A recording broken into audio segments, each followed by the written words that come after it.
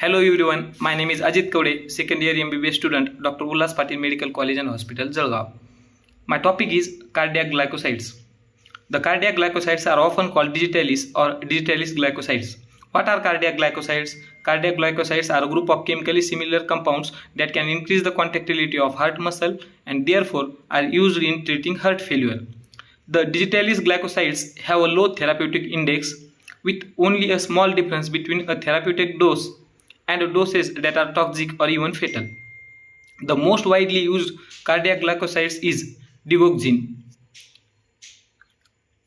Cardiac glycosides mechanism of action. First, regulation of cytosolic calcium concentration.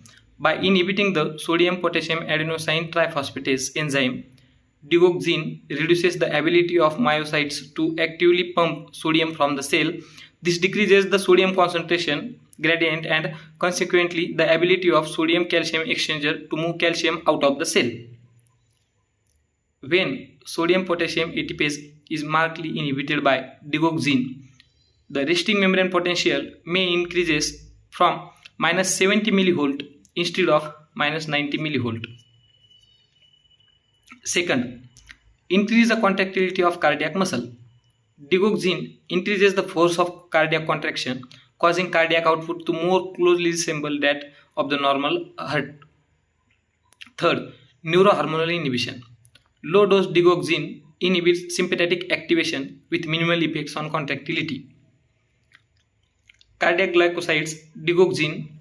Here is given mechanism of positive inotropic action of cardiac glycosides.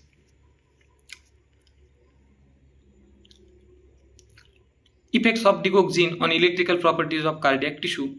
In first column there is a tissue, in second column effect at therapeutic doses, and in third column effect at toxic doses. Other effect of digoxin. Effect on blood vessels. Digitalis has mild director vasoconstrictor action and increased peripheral resistance in normal individuals. In congestive heart failure CHF patients, digoxin decreases peripheral resistance and reflex sympathetic overactivity is withdrawn.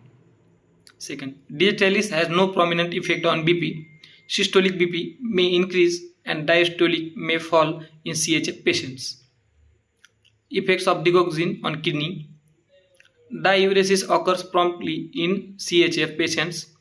No diuresis occurs in normal individuals or in patients with edema due to other causes. Effect of digoxin on CNS. In higher doses causes digoxin activates CTZ. Digoxin pharmacokinetics. Pharmacokinetics of digoxin. Absorbed orally, absorption varies from 0 to nearly 100%, distributed widely to tissue, including the central nervous system. Digoxin is not extensively metabolized in humans. Almost two-thirds is excreted unchanged by the kidneys. Its renal clearance is proportional to creatinine clearance, and the half-life is 36 to 40 hours in patients with normal renal function. Adverse effects of cardiac glycosides. Toxicity of digitalis is high.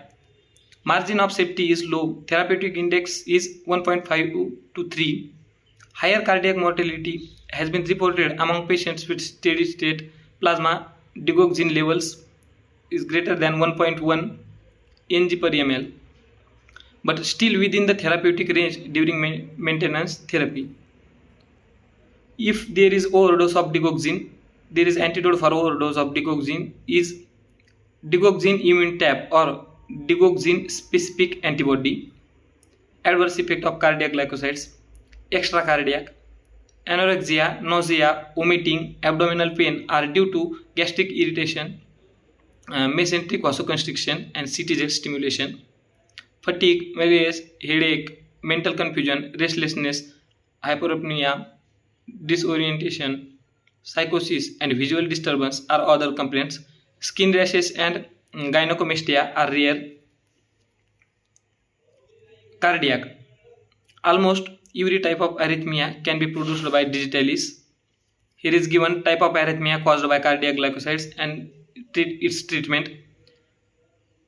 Tachyarrhythmia caused by chronic use of digitalis and diuretics. treatment infuse KCl 20 mmol per hour IV. Ventricular arrhythmias treatment lidocaine. Supraventricular arrhythmia treatment propranolol may be given. IV block or bradycardia treatment atropine 0.6 to 1.2 mg. Used in treatment of congestive heart failure, systolic or diastolic dysfunction, and cardiac arrhythmias, atrial fibrillation, atrial flutter, paroxysmal supraventricular and paroxysmal supraventricular tachycardia. Current status of digitalis.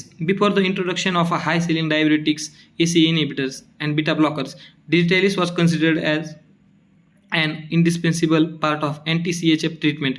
It is not so now. Many mild to moderate cases are managed without digitalis. Now ACE inhibitors, ARBs, beta adrenergic blockers, and diuretics are the standard treatment. However, digitalis is still the most effective drug capable of relieving symptoms of CHF and restoring cardiac compensation, especially in patients with dilated heart and low ejection fraction. Treatment options for various stages of heart failure. A stage, high risk with no symptoms. Stage B, structural heart disease, no symptoms. Stage C, structural heart disease, previous or current symptoms.